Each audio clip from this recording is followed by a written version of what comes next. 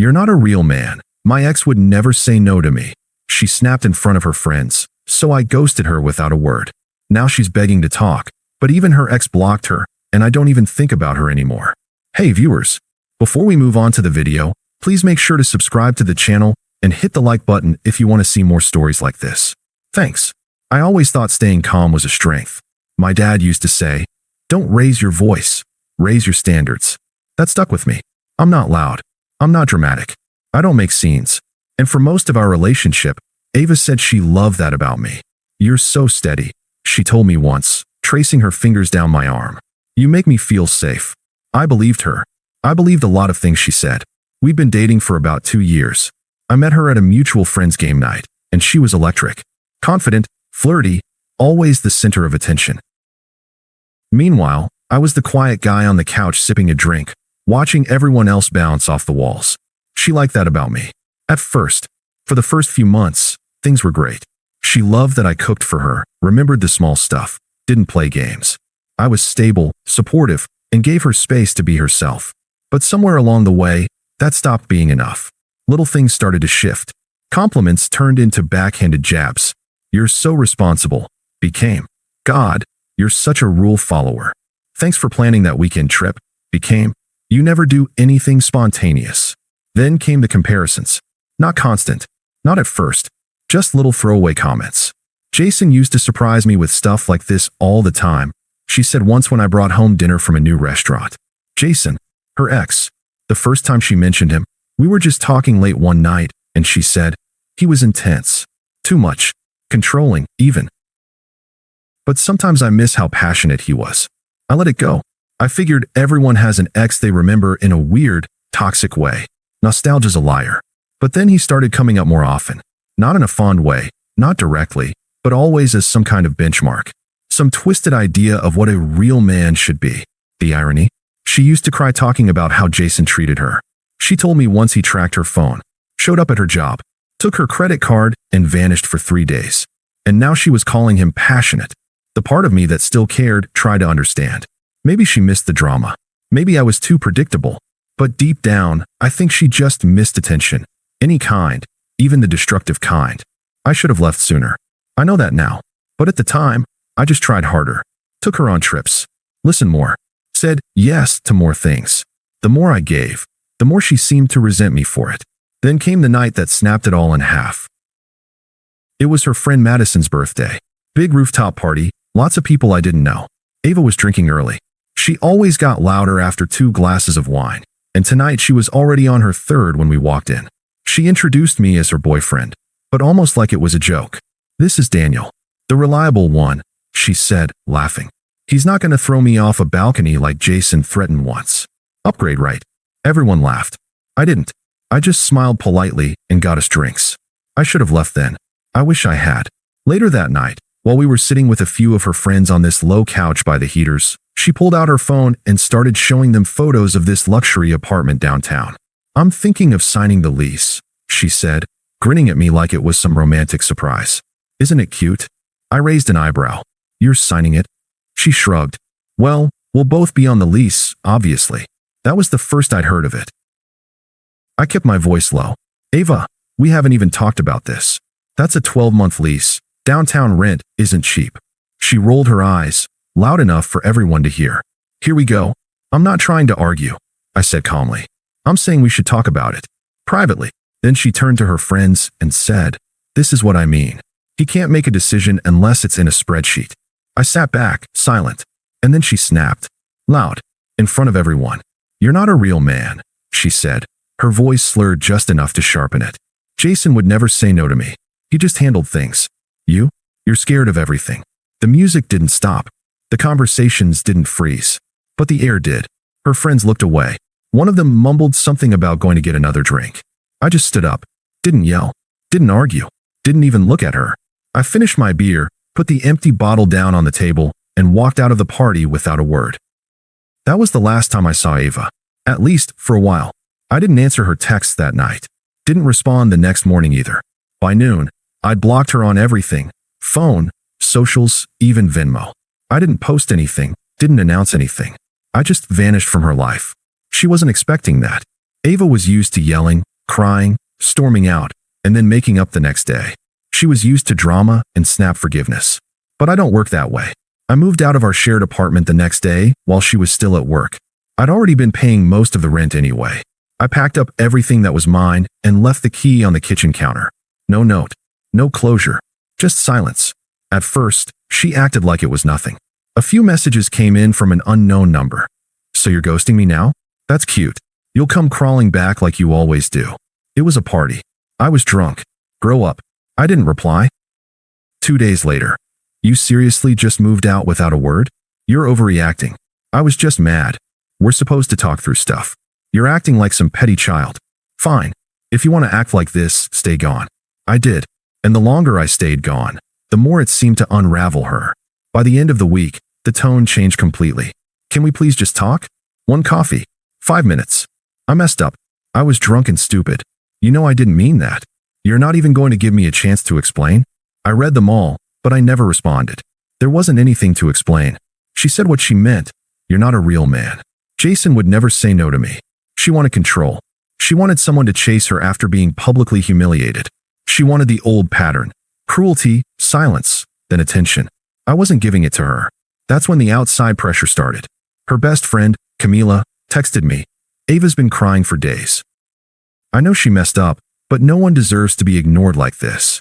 Then a mutual friend, Eric, messaged me on Instagram. Dude, she's not doing well. At least let her say her piece. They meant well, but they weren't there. They didn't hear what she said. Or maybe they did, and just didn't care enough to remember it. I didn't explain myself. I didn't argue. I just removed both of them too. That weekend, I stayed with my coworker Lena. She offered her guest room when I mentioned I needed a place for a while. She didn't ask for details, didn't pry. She just handed me a spare key and a blanket and said, "You don't owe anyone your peace." I'll never forget that. We weren't close before, but that week changed things. She saw me at my lowest and never asked for anything in return. We'd eat quiet dinners, talk about stupid work stuff, watch shows on opposite ends of the couch. It was peaceful. Meanwhile, Ava's silence didn't last long. I started getting new number texts every few days. I knew they were from her even before opening them. Jason's not answering my calls. I think he blocked me. I didn't even want to talk about that apartment. You made it awkward. I was trying to build a life with you, but you just ran. Don't you miss me? It was all slipping through her fingers. Her grip, her image, her control. One night, she sent a voice message. I didn't play it. I just watched the waveform bounce, then deleted it. She even tried Venmo messaging me $1 with "Can we talk?" I hit block again. I started sleeping better, working harder. Lena and I got closer. She never brought up Ava unless I did. I appreciated that. It made it easier to let the weight drop. And somewhere in the middle of it all, I realized I wasn't sad. I was free. Ava wasn't just toxic. She was performative. Everything was for attention, control, or reaction. The second I gave her none of that, the illusion shattered. She wasn't heartbroken. She was humiliated. Jason didn't want her. I didn't want her. And for the first time, she was forced to sit in silence she didn't control. I didn't need revenge. I didn't need closure. I just needed to not care anymore. And that's exactly where I was headed. I thought blocking Ava would be the end of it. But people like her don't go quiet without a fight. Not when they've lost the spotlight. The next time I heard her name was at work. Lena walked into the break room, phone in hand, shaking her head. "You're not going to believe this," she said. "Guess who just followed me on Instagram?" I didn't have to guess. She liked 2 of my selfies, Lena went on. One from, like, a year ago. What's she trying to do? Mark territory that isn't even hers. I sighed. She's spiraling. No, Lena said. She's watching. Ava didn't message Lena directly, but it was obvious. She was trying to rattle something. Test the water. See if I'd come chasing if she got close enough to someone I trusted. It didn't work. Instead, it made things clearer. A few days later, Eric, the mutual friend who tried to defend her, sent me a screenshot. It was a Facebook post from Ava's sister. Ava had apparently gone to see Jason again. Again. They got in some kind of fight. Public, messy, dramatic. Someone called the cops. No one got arrested, but it made enough of a scene that Ava's parents were called to pick her up. Jason blocked her the next day. I didn't laugh. I didn't feel vindicated. I felt nothing. It wasn't my life anymore. But her descent didn't stop there. I started hearing things from people I hadn't spoken to in months. She got into a shouting match with one of her friends at a bar. She lost a freelance client because she missed 2 deadlines in a row. Someone saw her crying in a parking lot next to her totaled car. No one hurt, just a dumb accident, but it added to the pile. And through all of it, she kept trying to message me from new numbers and accounts. I know I messed up. We had something real. Don't throw it away. He wasn't who I thought he was. But you were. I miss how you looked at me. No one looks at me like that now. She was starting to realize the damage was permanent. And the more desperate her messages got, the more calm I felt. I'd started working out more. I cut back on junk food. I stopped skipping lunch breaks and started taking walks with Lena instead. Sometimes we'd go to the same coffee shop Ava used to hate because she said it was too quiet. That became the point. I wasn't just recovering. I was evolving. One day, I posted a photo from a small weekend hike. It wasn't anything flashy, just a shot of me by a cliffside looking out at the trees. Ava liked it from a burner account and commented, "Miss this." I blocked it without replying. A week later, she texted me from a different number, just the word, "Please." I didn't even open it. That night, I told Lena about it.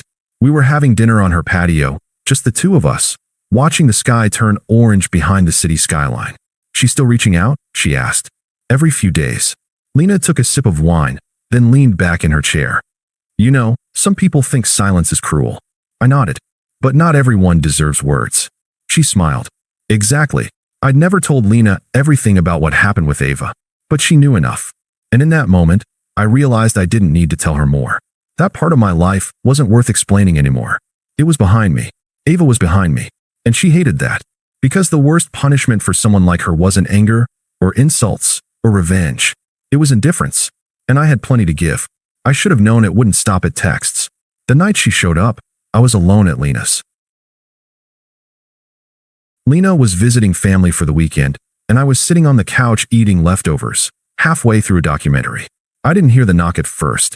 It was light, hesitant. I thought it might be a neighbor. But when I opened the door, there she was, standing on the porch with her makeup smudged, hair pulled back in a way I'd never seen before. Her jacket was way too thin for the weather. She looked like a stranger. "Hi," she said softly, smiling like we were still a couple. I didn't say a word. I was walking around, she said, glancing past me into the apartment. I had nowhere to go. Her voice was shaky, but her tone was rehearsed, the same performance I used to fall for. Pity, vulnerability, the damsel pose. "I don't want to fight," she said, stepping slightly closer. "I just miss you." I didn't move. I didn't open the door wider. I just stood there. She looked down, then back up. "Jason's gone. He blocked me. Everyone's kind of disappeared. And I just keep thinking about you. About how safe I felt with you." There it was again. Safe. She meant boring. Predictable. Weak. A fallback. But now that her drama imploded and the real men were gone, suddenly she wanted the steady arms she used to mock. "I made a mistake," she whispered. I didn't know how good I had it. I finally spoke. "You knew," I said, quiet and calm. "You just didn't care." Her expression cracked for the first time. She wasn't expecting that. "I didn't mean what I said that night," she said quickly. "You know I was drinking." "I was angry. You meant every word," I said. "Because drunk you isn't different." She's just honest. She tried to step forward again, but I blocked the frame. "Please," she said. "Can't we just talk for 5 minutes? Just talk. That's all I'm asking." I looked at her for a long moment. Then I shut the door. No anger. No slamming. Just click. She stayed out there for a few more seconds, maybe waiting for the door to reopen. Then I heard her walk off. She never knocked again. After that, things went quiet for a while. I figured maybe that was it. She finally gave up. But people like Ava don't give up. They recalculate. 2 weeks later, I got invited to a mutual friend's engagement party. I didn't want to go, honestly, but Lena nudged me into it. "It's time," she said. "You've already moved on.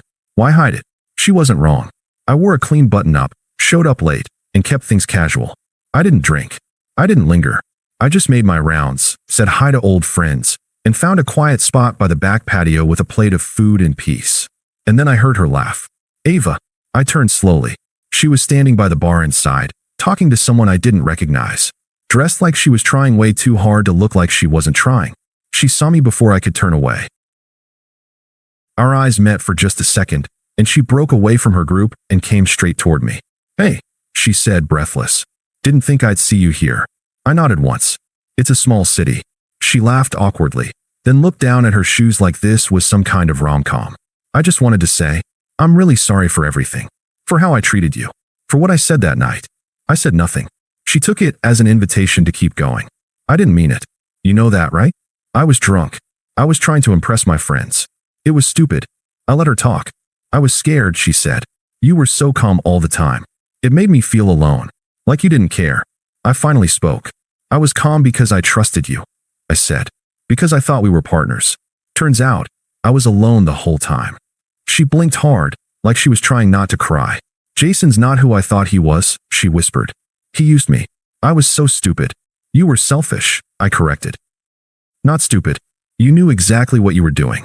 You just didn't think I'd walk. I just needed to feel wanted, she said, her voice rising slightly. He made me feel that way. You didn't. I tilted my head. So it was my fault you cheated? She opened her mouth, then shut it.